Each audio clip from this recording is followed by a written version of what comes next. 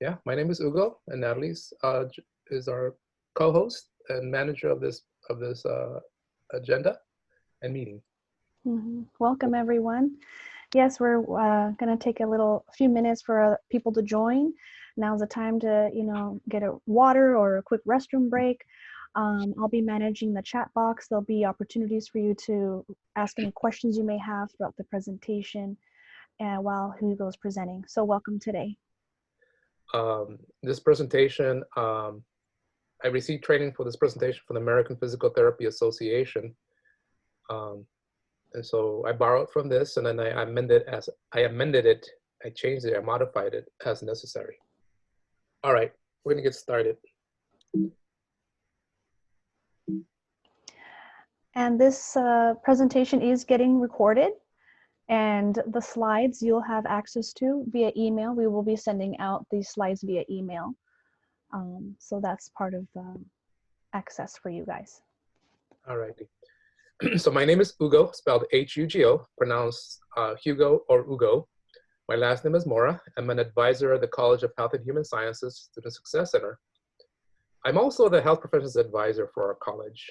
I've been a health professions advisor for many, many years, at least 10, probably more. And the last 4 years have been at San Jose State. And during that time period, I became a member of the National Association Advisors for the Health Professions, which means that I get regular updates on occupational therapy, physical therapy, audiology, pre-med, pre-pharmacy, you name it, nursing.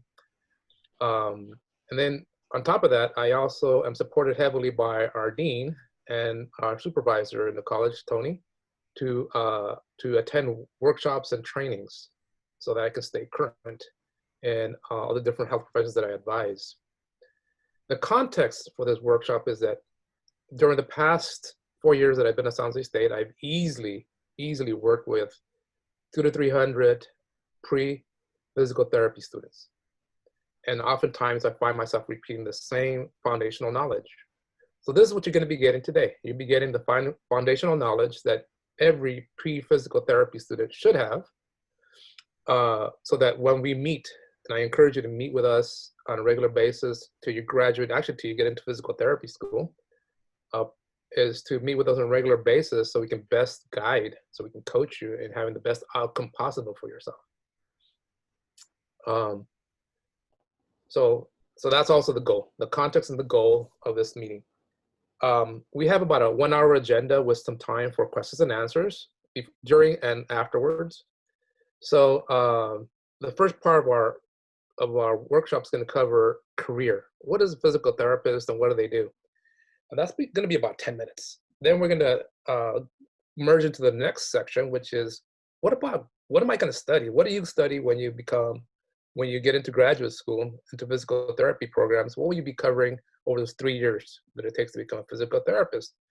Lastly, and perhaps most importantly for you folks, is what should you be doing to best prepare to be a successful candidate for physical therapy school.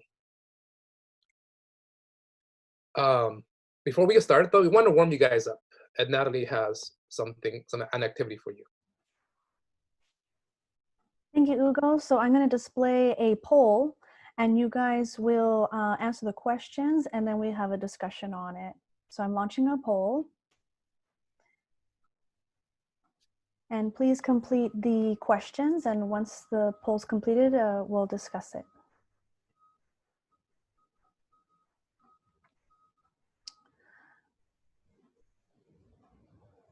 And I'll enable the chat if you are having trouble with anything. Yeah, the chat is open if you have any questions. I'm going to give you guys about 3 minutes to finish this. So at the 3-minute mark, we'll start the presentation again. Yeah. The workshop.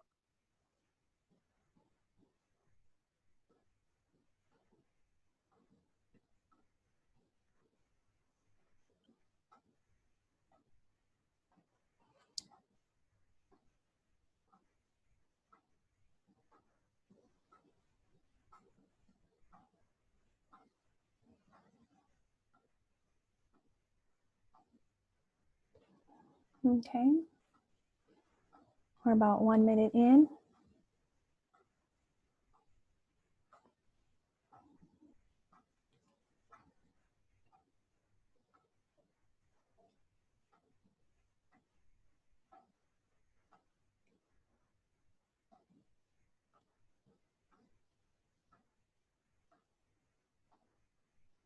Okay, we're a minute and a half in. People are still filling out the poll questions. There's 4 questions.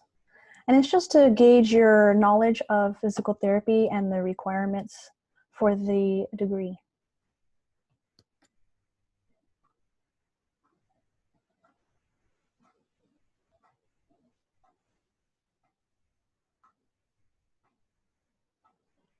Okay, everyone finished the poll. All right. So I'll end the poll. We have 100% that voted. And then I'll share it, the results. All right. So this workshop is geared for everybody. Those that may rate themselves 1 to 4, and those who have gotten ample knowledge from various sources and feel like they're an 8 to 10 on the knowledge base. Okay. Let me see here. Are you able to see the question, Hugo? Yeah, thank you. Okay. So on a scale of 1 to 10, what would you perceive as your knowledge of physical therapy grad school preparation? And 56% is 5 to 7. Yeah, okay, good stuff. According to the BLSS, what is the outlook for employment for a physical therapist? And again, 50%, 56% are unsure. Good, we'll answer that question as we go along. And number 3, what is the best major for becoming a physical therapist? And 56 think it's the DPT program that require kinesiology. And if you did participate in the UCSF DPT workshop, how did it make you feel? And most of them made them feel the same, the ones that did attend. Okay. All right. Okay, so I'll stop sharing that and we can continue on. Okay, perfect.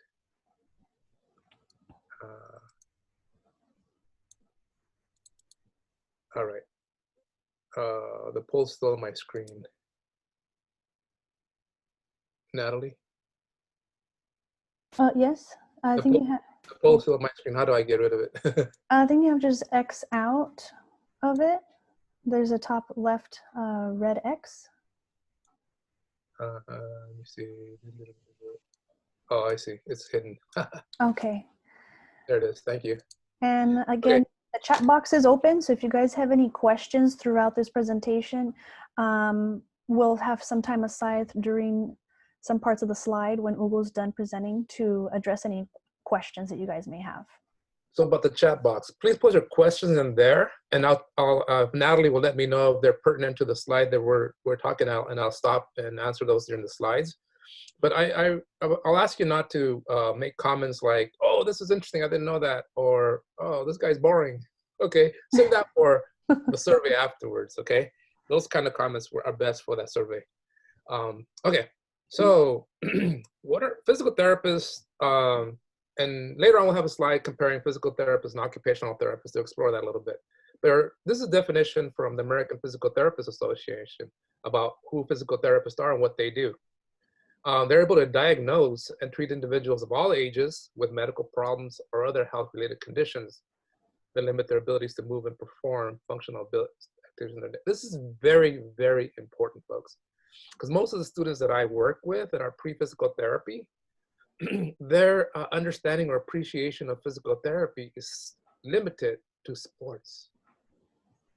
Okay, so it behooves you to really, really know and understand this definition in the full context, because as you prepare, you'll have a better outcome when you apply. Because the most common question when I ask somebody is, "So why do you want to be a physical therapist?" They go, "Well, I want to work in sports medicine." That's the most common answer. Okay. So anyway, so please understand this, and if you have any questions about it, we can talk about it when we meet one-on-one. Okay. Physical therapists work in all these settings. Acute care, which is going to be like a inpatient clinic when somebody hurts their wrist. Outpatient clinic, somebody hurts their wrist playing basketball, or they fell down the stairs and it's all swollen, and then they go in for immediate treatment. They work in nursing homes. They can do home visits for home health care. For example, somebody that's Alzheimer's or had a stroke and they're recovering and can't make it to the hospital or to the clinic for service. They often work in industrial workplace environments. I recently had an opportunity to visit a physical therapy shop and it was close to in Milpitas, and they had a lot of work from Tesla. Tesla's workers suffer a significant amount of injuries, and they go to that clinic for treatment. So the term outpatient clinic is very important in contrast to the bullet below where it says rehab hospital, and I put inpatient. The reason I say that is because many physical therapy programs expect you to have outpatient experience as well as inpatient experience before you apply. Inpatient means inside a hospital.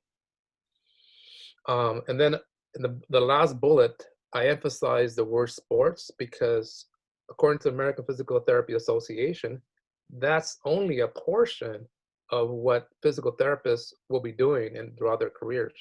But yet, again, most of the physical therapy students that I work with, that's their main focus, or that's what got them interested in physical therapy.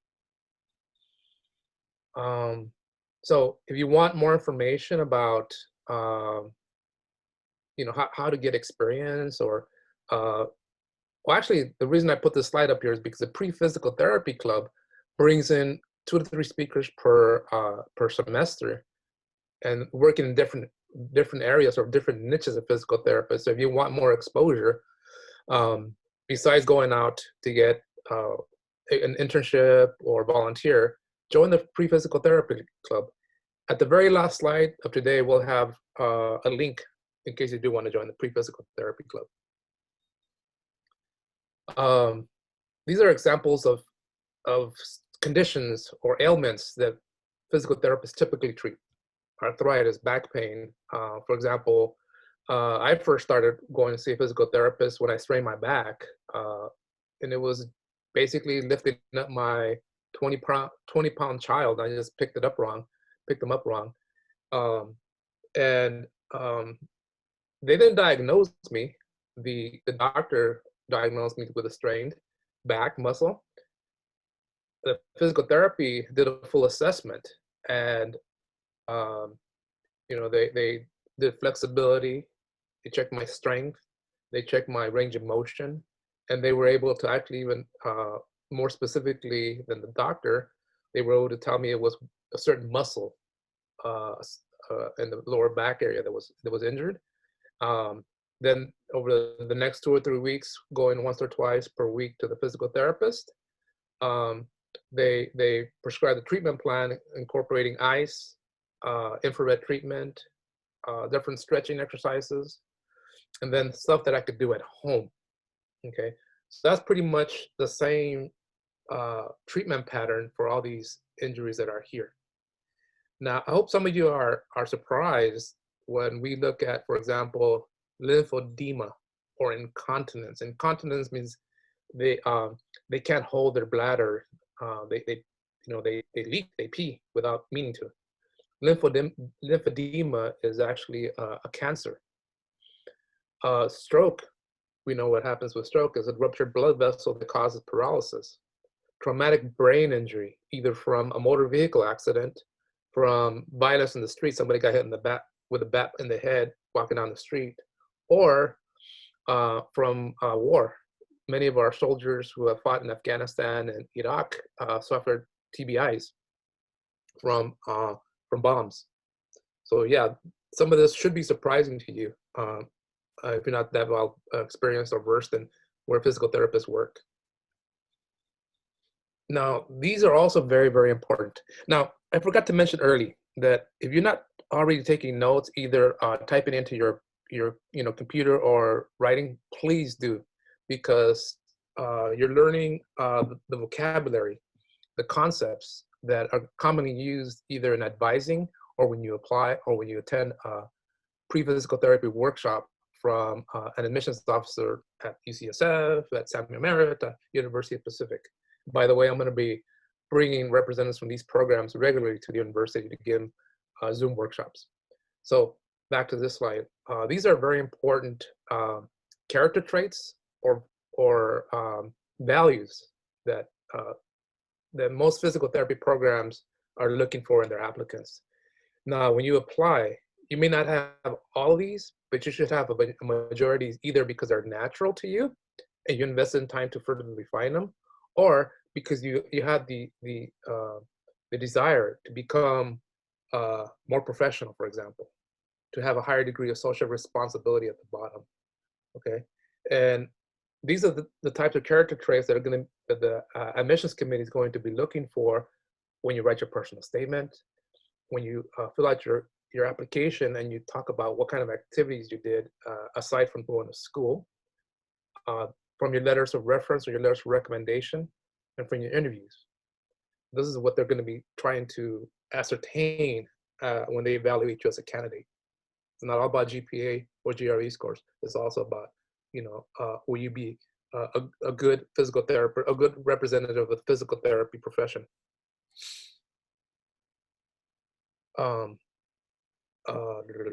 So comparison, physical therapy versus occupational therapy. Some of you are already committed to physical therapy. Other of you are exploring, I'm not sure.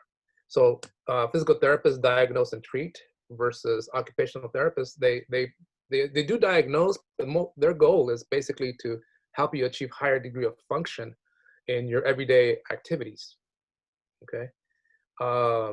Physical therapists develop treatment programs and wellness programs, whereas occupational therapists do the same thing, but they also can make adaptive equipment so that if you have a broken wrist, you're able to still eat using a special fork, etc. Physical therapist is a 3-year doctorate program, and occupational therapist a 2-year master's program. Both professions require national licensing exam and registering with the California Board of Medical Quality Assurance. Becoming a physical therapist is a great job, no doubt about it. High employment rate, there's also projected to be high demand into the near future. According to the Bureau of Labor Statistics, which is it's part of the federal government, and they invest a lot of money into different occupations, studying and understanding different occupations. And data from there shows that, you're gonna owe easily over $100,000 in loans, whether from undergrad plus graduate school by the time you finish your training as a physical therapist. But you're going to be going to a career that's very well paid. The average physical therapist makes $96,000. Obviously, some will make more, and an entry-level person is going to make about $80,000.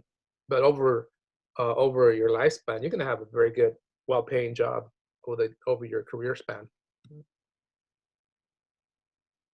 Okay. I have 5 minutes left, so before I'm supposed to be done with this session, so I'm going to rush through this. Oh, okay, I finished on time. Now we're going to talk about, so now we know that it's a great career, is well-paying, and you have a better idea what physical therapists do, enough so that when you actually go out and do internships, your mind will be more open beyond to what your initial impressions of physical therapists do.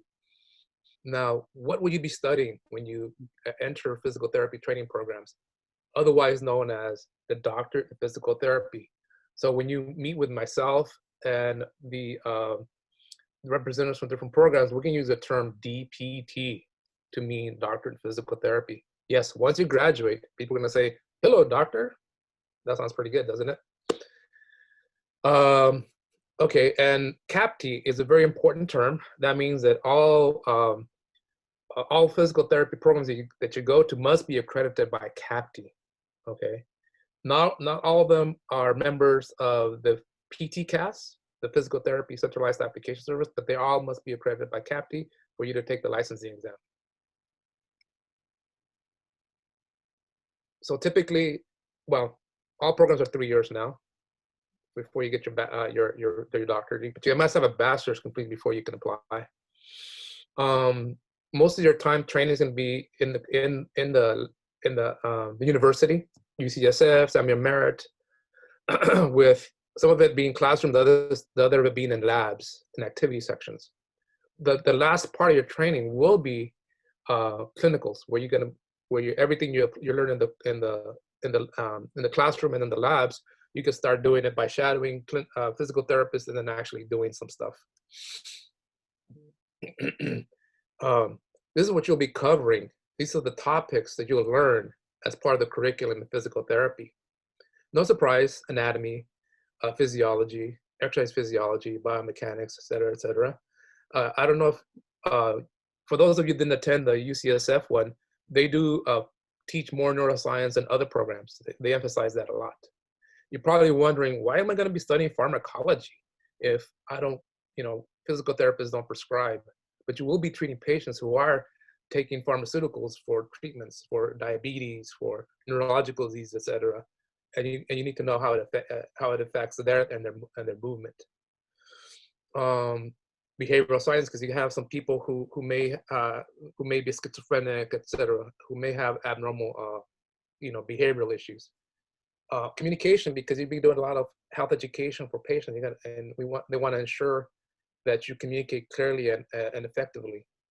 There's also, every health profession has ethics, ethical treatments, et cetera. What can you do and what can't you do? For example, many physical therapists are well versed in nutrition, but that's not something that physical therapists coach or give advice on, and that would be unethical.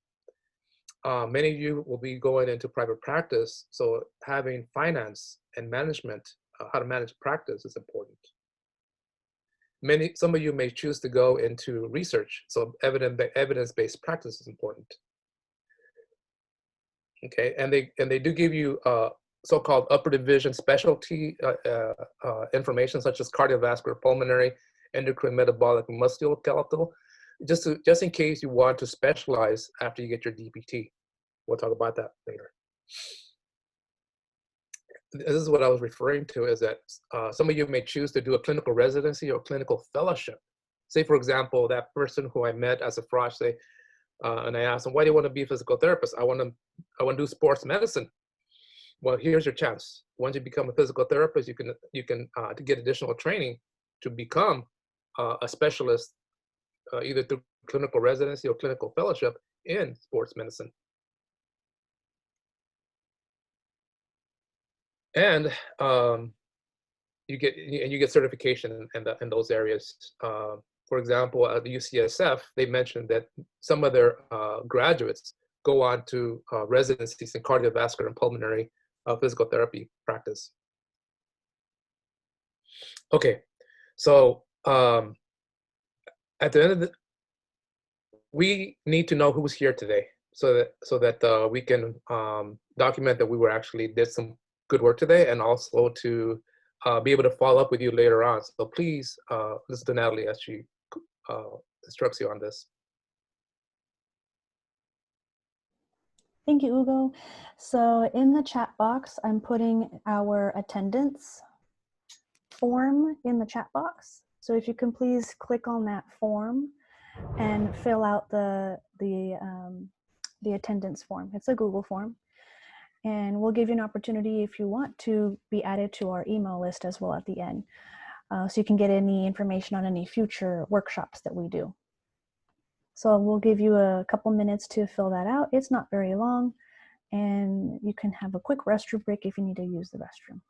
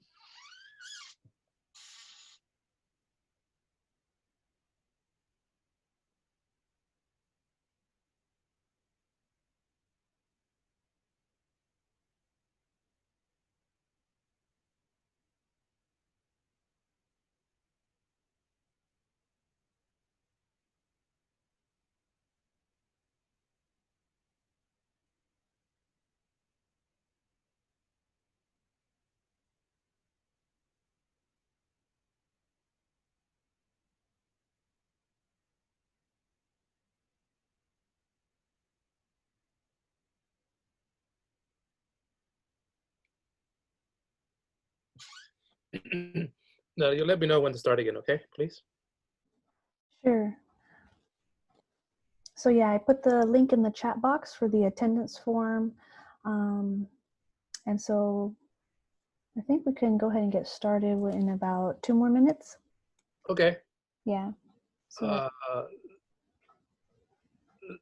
now, Adina Nieves, Emily Kim, Katie Foreman, I'm not calling you out. I'm just preparing you to let you know that I'm gonna ask you guys to share your thoughts on the first part of this, the first 2 parts of this presentation. When we get back, okay? I just want to hear some feedback. But just so you don't caught off guard, Adina Nieves, Emily Kim, Katie Foreman, I'll call you one at a time, and we'll unmute you so you can share your thoughts when we're done.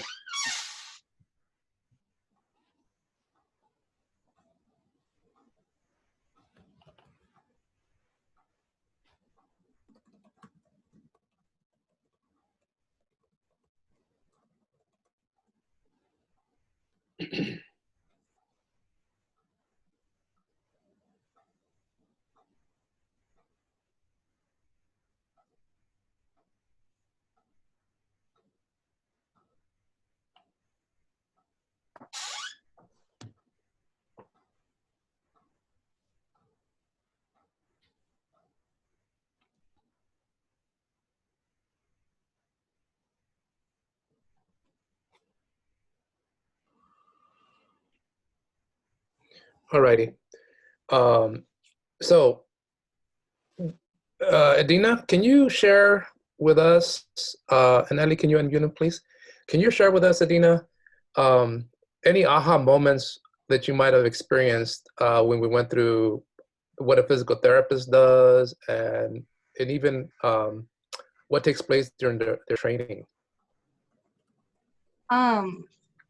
Like some of the aha moments that I was thinking, I thought it was interesting how there was multiple categories of like how you can use PT and like the neuro side of it, and like rehabilitation side and sports and all that. And I thought it was kind of interesting how we have to like do the internships, but joining the PT club can be like a benefit to that.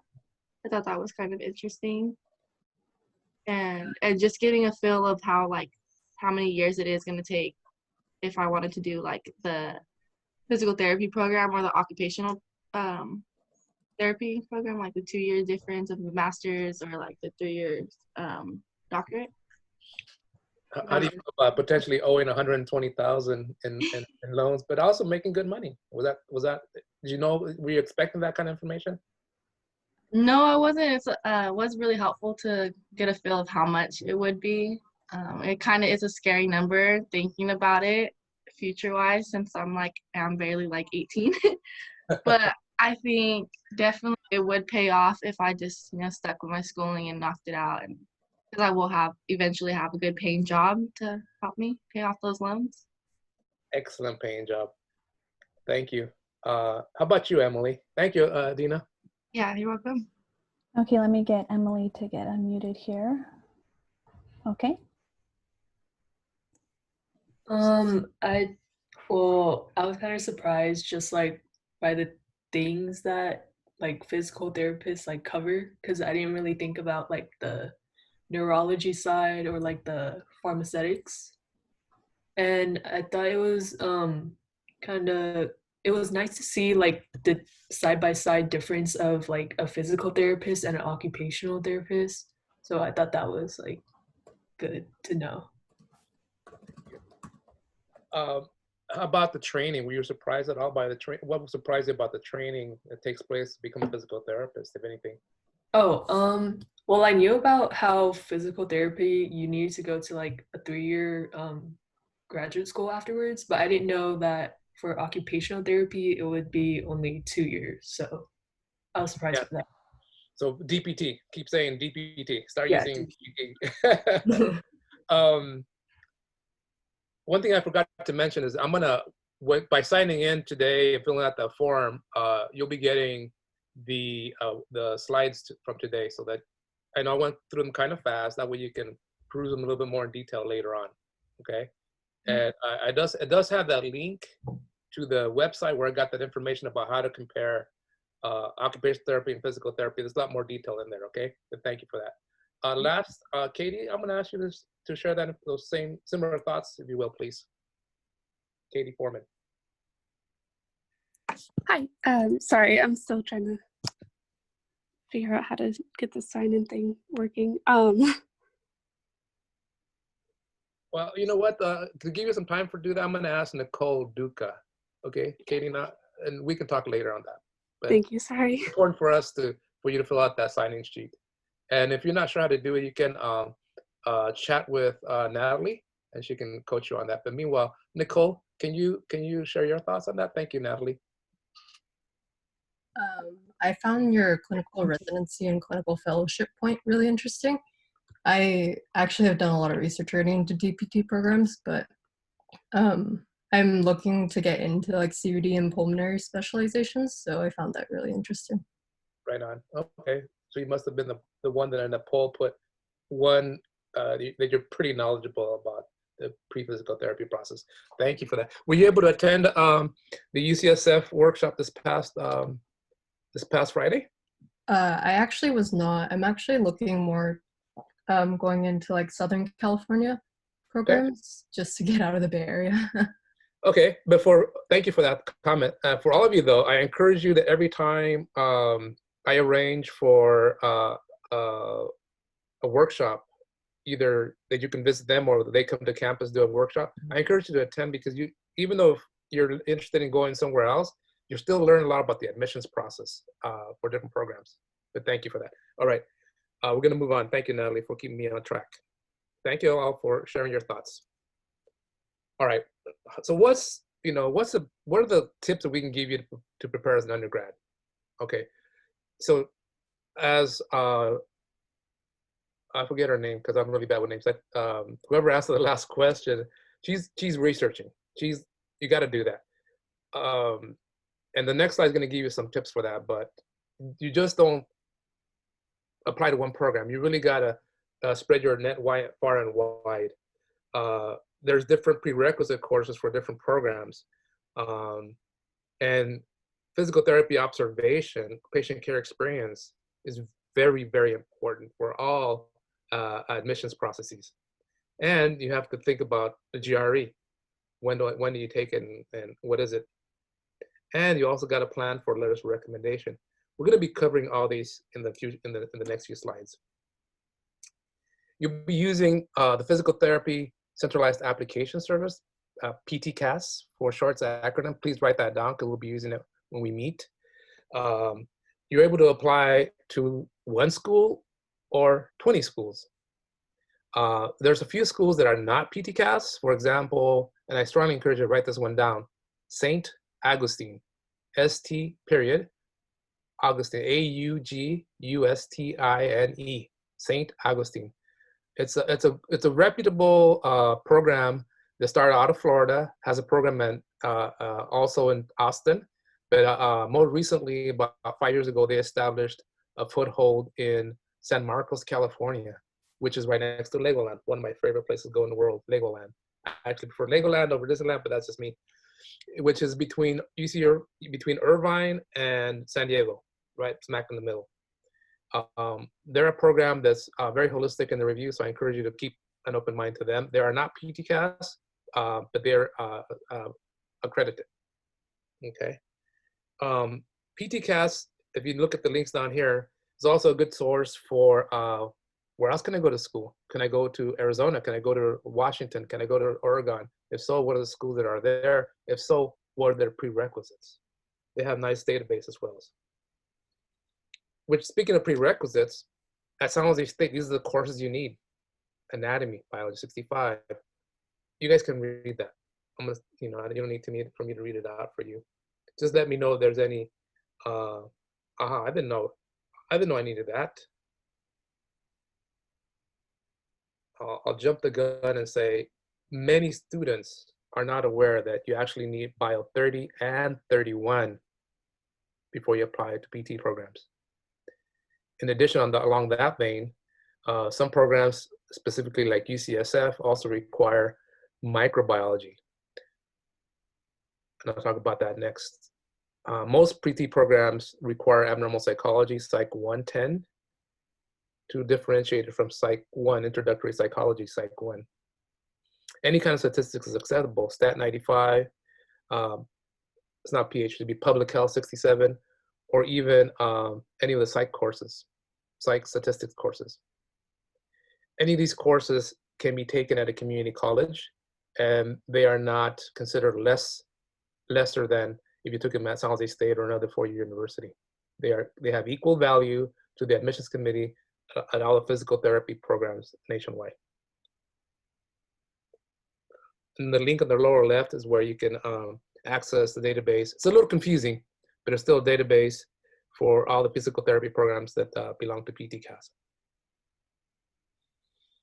Okay, I put together this table just not because it's I encourage you to just use this only when you apply, just to get you an idea of the differences that may exist. For example, University of Pacific, if you look at where under physiology, they also require KIN 155 or exercise physiology besides physiology. So the question is, if you're not a KIN major, you're a bio major, psych major, public health major, how do you get KIN 155? Because it's pretty much restricted to KIN students.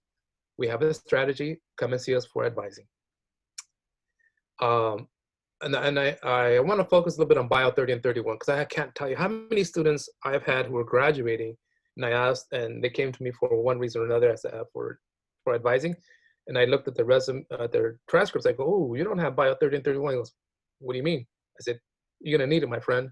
Let's look, and I take them to the University of Pacific website, Samuel Merritt, and they say, whoa, I didn't know that. Man, I can't apply this year. I got to take these courses before I apply. Yeah. So definitely invest a lot of planning and see us on a regular basis to make sure that you're not missing any of these prerequisites. The other thing I want to call attention to is you look UCSF, I put Micro 101, and I'm going to modify that because I learned at the Friday workshop that they will take a lower division community college course that's general microbiology. To differentiate that from Micro 20 at San Jose State. Micro 20 at San Jose State will not suffice for UCSF. Micro 20 at San Jose State is bacteriology. So for those of you familiar with biology, microbiology encompasses bacteria, viruses, and fungi. All these are pathogens that can affect cause infections in the human body. So you need to go no more than bacteriology, you got to know the full spectrum of pathogens. The other thing that I want to call your attention to is most programs require the GRE, and all of them require some sort of clinical hours. And I cut and paste the language from their websites because some of them are more strict than others with the number of hours and the type of hours they expect. I would encourage you to follow more along the lines of UCSF's, where they provide a minimum of 100 hours paid or volunteer in a variety of settings. So I'm going to try to speak verbatim about what's communicated through us from the UCSF person. They said, we would prefer somebody who has, say, 120 hours of 20 hour, comprised of 20 hours at a inpatient traumatic brain injury setting, geriatric home, 20 hours, 20 hours shadowing an outpatient physical therapist working in sports medicine, another 20 hours in a different setting, another 20 hours. In other words, 5 or 6 different sources of 20 hours at a time, with one of these, at least one of these settings resulting in a quality letter recommendation, versus somebody who does 2 or 3 years as a physical therapy aide doing the same thing. It's 1,000 hours, 1,200 hours, significant number of hours, but only limited experience or exposure to what a physical therapist does. So I was quoting as best as possible the admissions person from UCSF. And I think University of Pacific is a little bit more flexible on that. Simon Merritt is a little bit more flexible on that. Okay, but just, you may say, well, I'm only going to do the 40 hours because that's what assignment merit requires. Well, then what if you don't get into assignment merit? Okay, you don't want to just limit yourself. So that's the value of this type of table. And when students are getting ready to apply, I say, make your own table now, okay? Especially if you're a transfer student and have, you know, if you took your, say, bio 6 years ago, some of these programs have expiration limits on these prerequisites. They expire after 5 or 6 years. UCSF doesn't, some of them do. So when you meet with me or when we do our admissions workshop in April, I will coach you on how to set up a table like this, and you use it to document what you have, when you took it, and what you still need.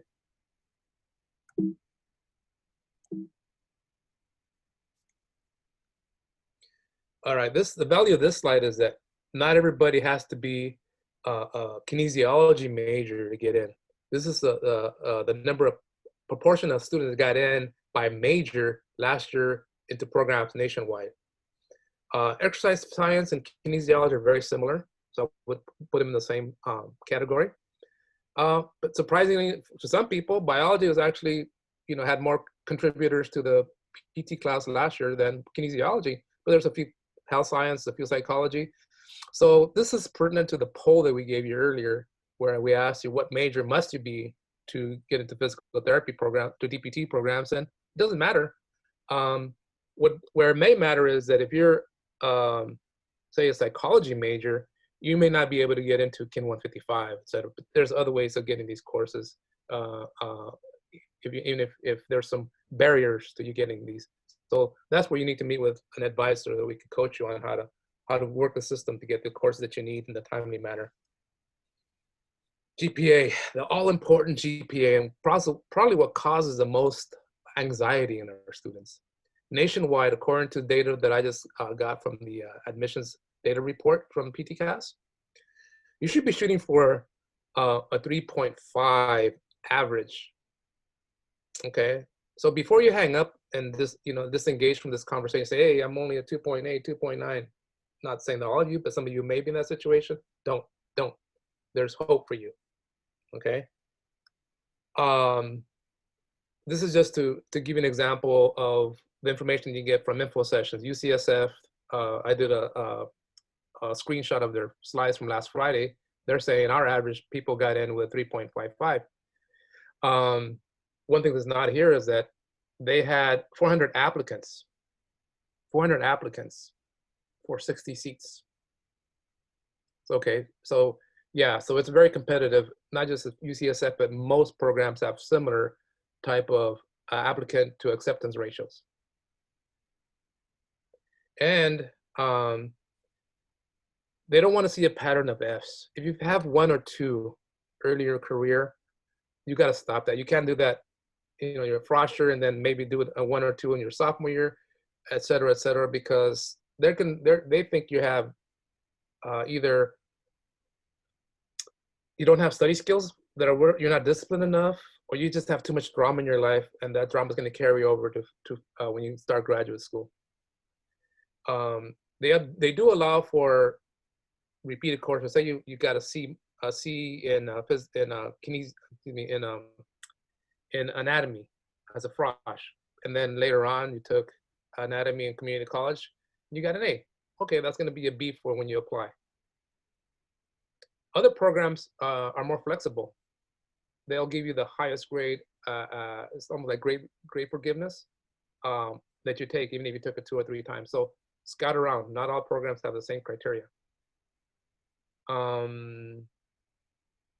Now, if you look at the bullet number 4, where it says last 60 semester units, most programs that I've worked with do look at GPA trends. They look at overall GPA, but they also look at GPA trends. They do expect you to have above a 3.0, closer to 3.5 your last 60 units. They know that some students get off not necessarily to a great start as fresh or soft, but they do want to see that you end strong, that you're stable, that you learn how to study for college, that you become very disciplined, because that's what's going to get you through a rigorous 3 years graduate program. Okay, here's why I say there's hope. Holistic review equals hope. Every admission statistic that you see has a mean, in this case, the 3.5, right in the middle of my example, and a standard deviation. UCSF doesn't have it, but I've looked it up when they told us, when they showed us the previous slide. So yes, the typical person who got into UCSF had a 3.5 GPA overall in the science and in their prerequisites, kind of averaged out consistently.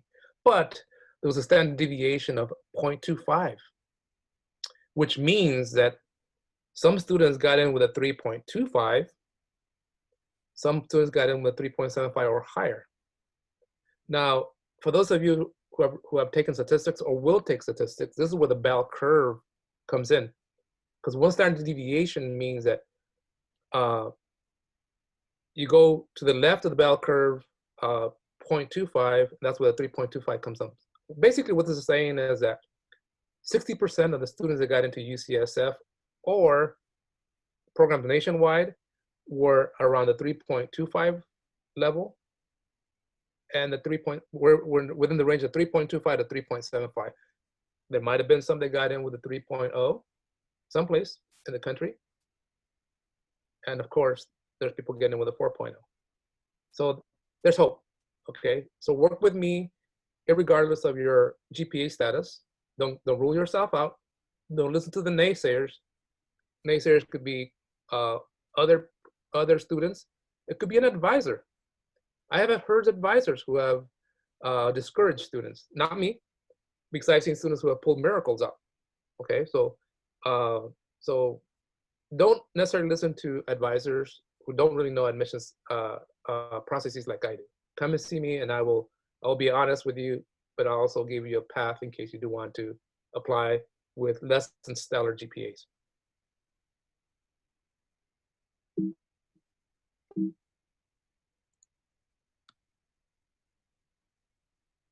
So the GRE, okay, the graduate records exam is kind of like the SAT, but I would say it's actually a little easier in my opinion. I've taken it before. Either way, you know, you need to plan to take it. And I'll be talking more about this in April when I'll have an applicants workshop. For those that are getting ready to apply, they're like a year out, or maybe they're gonna be applying this coming summer. Just know that this is a slide from UCSF. This is what they want you to target. They want you to shoot for 50th percentile for the analytical and verbal. But the class average is actually a little bit higher, in the 69th percentile. Okay, so if you score lower than the 50th percentile, that means they probably won't look at your application. But if you want to get closer to, you know, what the accepted person's profile looks like, shoot for 60th or higher, 60th percentile. Most people who do well in the GRE dedicate 6 solid weeks of prep. Doesn't mean you do it day and night. That means you're 4 to 5 hours per day consistently for 4 to 6 weeks. That'll get you this type of GRE scores. And by the way, this is similar for our Master's in Occupational Therapy at San Jose State. This is kind of what they're looking for.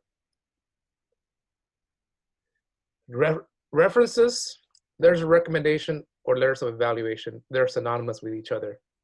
Many of you haven't even thought about this, but you will need, if you look at the last bullet point, at least one academic letter and at least one letter from a physical therapist. Not a doctor, not a nurse, a physical therapist, okay? And they're gonna be, the physical therapist is gonna be talking about the attributes that we showed you earlier, and they're gonna look for those and try to find ways to describe those. There's a whole strategy to get letters of recommendation. In other words, you don't want to take anatomy as a frosh and have made a good impression on your instructor or your lab instructor because you showed critical thinking, you showed up prepared, you helped others, you started a study group, you asked good questions. You know, when you were helping others, say in a lab, and the lab instructor noticed that you communicated clearly, that you found more than one way to share that knowledge. All those are good character traits that are observed by the lab instructors or by the instructors. So that's kind of how you showcase, your attributes. But what you don't want to do is not speak to this instructor till 4 years later when you're applying. You want to stay in contact with them, send them periodic emails, et cetera, or drop by their office. So it's called networking. It's called just being a nice person. Yeah, so that's kind of, we'll have more tips later on, but know that this is going to be a requirement for applying, and that you should have a strategy for identifying letter writers all along your trajectory towards physical therapy grad school. Interviews. Most programs do have interviews. Some programs, especially like the state programs like UCSF, Sac State, Long Beach, do have residency requirements. They all require extracurricular activities, so what you do matters. Volunteering, PT club leadership, not just volunteering in PT club settings, but maybe volunteering to feed the homeless. If you started a dialogue on Black Lives Matter, or social equity or racial equity, et cetera, all those things matter. Whether some of you folks may not have a lot of time to put in 1,000 hours as a PTA because you are working to help your family, that matters. Who you are in terms of diversity, ethnic, and otherwise matters. Thank you, Natalie. I'm almost done. This may matter as well, because as a physical therapist, you're going to have to do some lifting, some movement, and so if you have limitations, it may matter to the program. So look at the program's website. So I'm going to skip the next few slides. You can read those later. Oh, this is important, okay? And I will cover most of these during the physical therapy application workshop that's planned for April. Okay, but read these later on because they're very, very important. One of the most common that I get from students is that, when I was 18, 19, I joined, not that all fraternities are this, but I joined a fraternity. I went to a party on my own, or my cousin got me drunk before my 21st birthday, and I got caught DUI. How's that gonna affect my application? It's a very important question. That happens more often than I like to admit. Okay, but all those things can matter, and there's ways around it. So you just talk to me one-on-one about things like that. Okay, we're gonna skip these. You can look at them later, and get to the last slide. Okay, we're pretty much done, but don't log out yet, okay? Because your next steps are, we're gonna email you the slides. Look at them, make your notes. 2, join the PT club. I have it here, but also Natalie's gonna put in the chat links in case you wanna join them. Make an advising appointment. My name is Ugo, H-U-G-O, and the next slide is gonna show how to make that advising appointment. I encourage you to work with me at least once a semester, totally your choice. I would say unabashedly and somewhat modestly, I am probably the most knowledgeable in pre-physical therapies of the advisors on campus. I'm not bad-mouthing your kin major advisors. Some of them may be very knowledgeable. I just don't know that. But I'm gonna make a statement that I'm probably the most knowledgeable pre-physical therapy advisor on campus. And lastly, Natalie has a request of yours. Thank you, Ugo. So in the chat box, I put in the PT Club link. It's a tiny URL link for the signing up for that club. Again, they have host a variety of guests on there to get you plugged into that profession and that experience. And I'm also going to put in the chat box our survey just to give us more information on how we did. It gives us more data on how we can better serve you guys. So I'm going to put that in the chat box too. Please complete this before you log off today so that, again, it gives us a better idea of how we can better serve you. Thank you so much. Once you've completed that survey, you're free to log off for the day. We are here, and if you have any questions, just put them in the chat box, and Ugo is happy to answer them. Yes, and so the survey is a request of our dean. Please fill it out, because otherwise we get in trouble. Okay. Then I have on the last slide that I have up is how to make an appointment with us. If you're not sure how to use EAB, please call out any of our numbers on box 2, which is called by phone. I want to thank you. You guys were amazing audience, and I'm going to be around for the next half hour until everybody's logged off answering questions, for the general public. Thank you again. You guys can either type your questions in the chat box, and you are able to unmute yourselves if you want to ask a question verbally.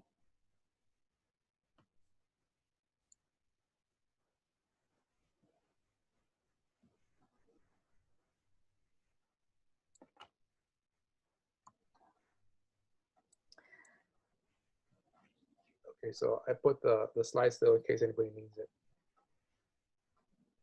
Thank you. And I'll also put the attendance sheet if you weren't able to complete the form for the attendance today. I'll put that in the chat box too. Folks, last thing is we're going to be doing the same presentation on Thursday from 5 to 6:30. This recording will be put on our website in a couple of weeks down the road. But if you have any member, any friend, colleague, or peer who couldn't attend this workshop, please encourage them to attend the Thursday one, because it's better live than just getting a recording, etc. Okay, so this coming Thursday in 2 days from 5 to 6:30. Thank you.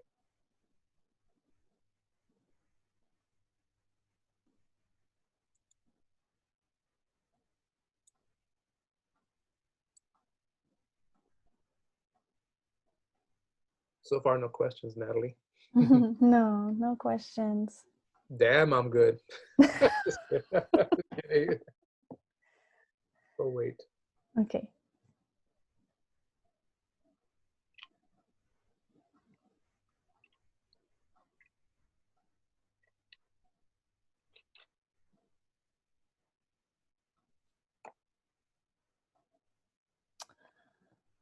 Okay, they're saying they can't unmute themselves, so let me try again. Let's see, Antonio. There you go. Okay. Thank you so much. Sure. I just have a quick question about like the general ed requirements. Sure. So I'm currently taking chemistry 30A, and I saw that the requirements for chemistry were chemistry 1A and 1B. So is chemistry 30A kind of supposed to set me up for those classes, or will that suffice? That's a great question, Antonio. And Chem 30A is equivalent to advanced placement chemistry from high school. So it's for some students, it's actually very strategic to take Chem 30A before you take Chem 1A, because Chem 1A is very, very hard. To give you some context, Chem 30A is general chemistry, to differentiate from organic chemistry, which is Chem 30B. So Chem 30A is equal to 3 units credit.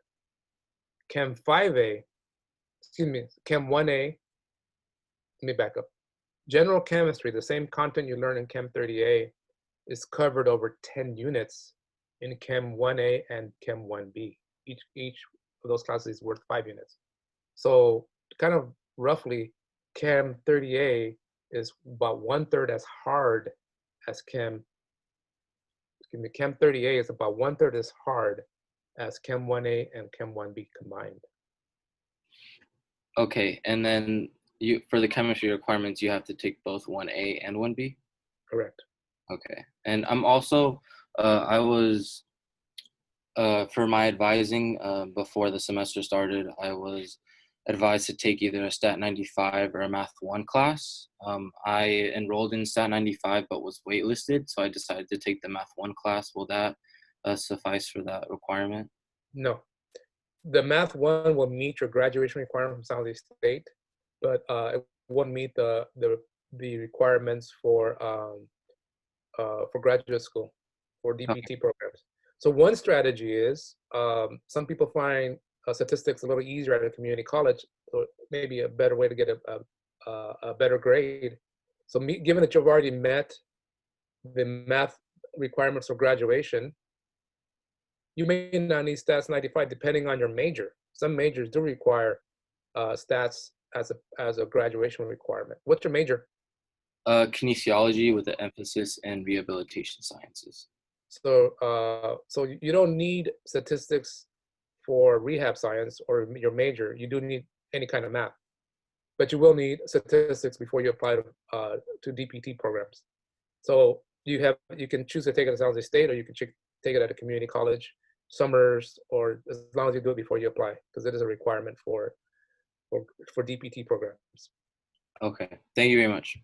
I look forward to meeting with you. Come by and see me, okay? Make an appointment, please. Yes, sir, sounds good. Okay, Hey, ma'am. Ugo, we have one question in the chat box about how to handle letters of recommendation for students who aren't immediately going to graduate school. So you have two strategies. One is to get say for example, I think you're talking about the faculty letter, the academic letter. It says just what's the best way to handle rec letters for those not immediately going? So usually this question is asked for those that are getting an academic letter. They're going to spend a year or two getting their clinical experience, and so the faculty letters, you can ask them to write the letter now, and then put it in there before they forget who you are, and then save it for you. In other words, you can't have it because it needs to be what's that called, confidential. In other words, you can't see it. They're supposed to see it only. So you can ask them to say, would you be able to write me a good letter recommend, not just a letter, but a good letter recommendation? If so, I won't be applying until 3 or 4 years down the road, and I know memory fades. So if you don't mind writing it now, and then just saving it for when I ask you for it. The other strategy is that there are some letter services. You can do an email search for graduate school letters of recommendation service. I forget the name now, but there is one where you pay like $7 to $10 per year, and it's like a safe, secure site. So that faculty can write that letter and store it there. And then when you're ready for 3 years down the line, you'll be applying to a physical therapy program. You can request that letter be sent from there to the program to PTCAS, and it's considered a confidential letter. So that's one. Those are two strategies you can have.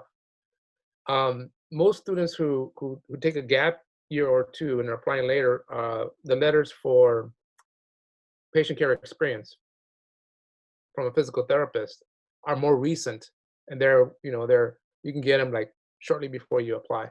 But if you find a quality letter from somebody who you worked with 2 or 3 years ago and you found the same situation, do the same thing.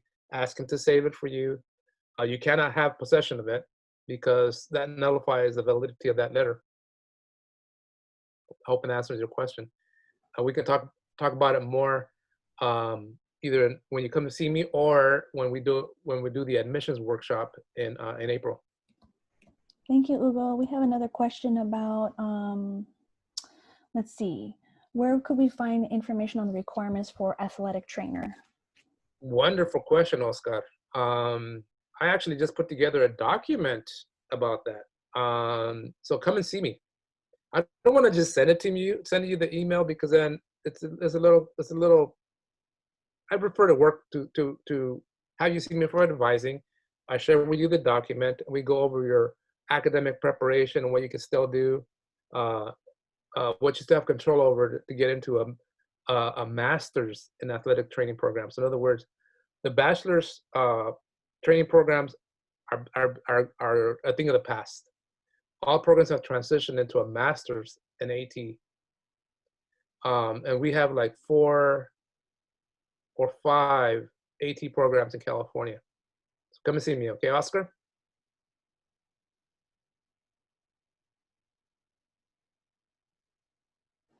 Thank you, Ugo. Again, if you guys have any questions, one person asked for your email. I could put that in the chat box for you. Thank you. Yeah, you guys are able to unmute yourselves, so you can either unmute or enter your question in the chat box. So Dawson, I see your question. Your question is, when would you recommend, when do I recommend you start to document your physical therapy 8 hours? As soon as you can. It all matters. Now the question is, how do you document them? Okay. Some programs have forms that you can download directly from their website, and that the physical therapy, your mentor, your preceptor, or when you work or when you volunteer, can sign off on them.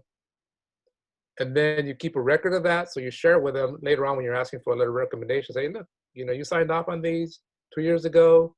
I'm applying to programs now, just to remind you. Here's your copy. Here's your signature.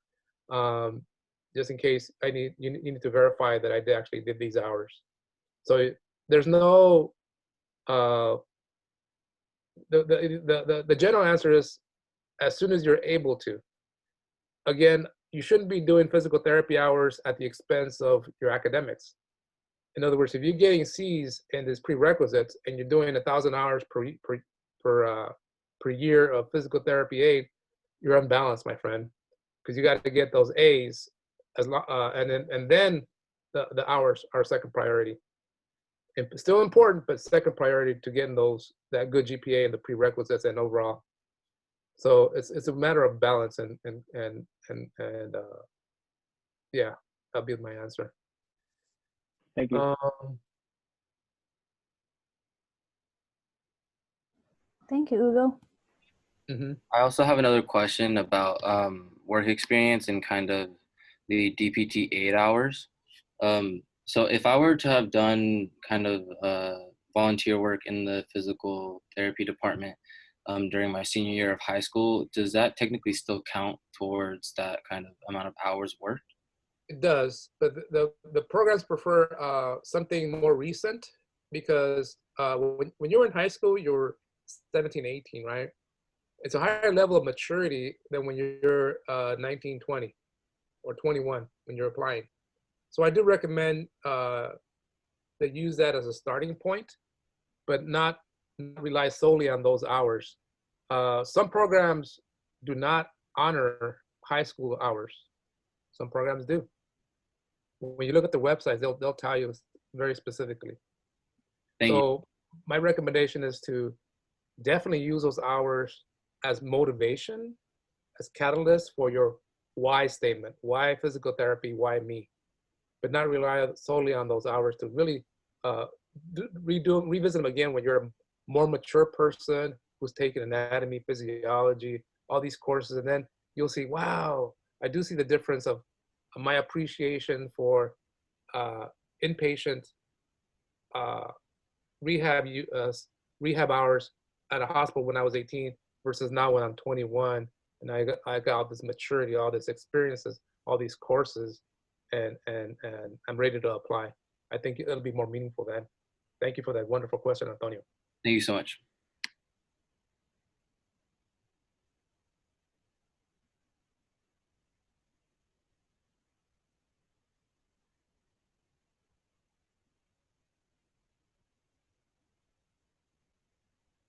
We still got quite a few people logged in, so feel free to unmute yourself and ask or type.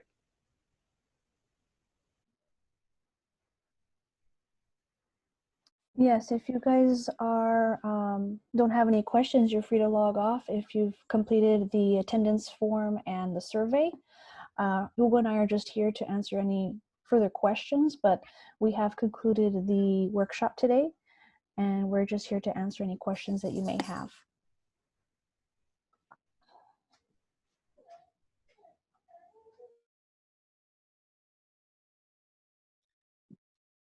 I think we can turn the recording off, Natalie, if possible.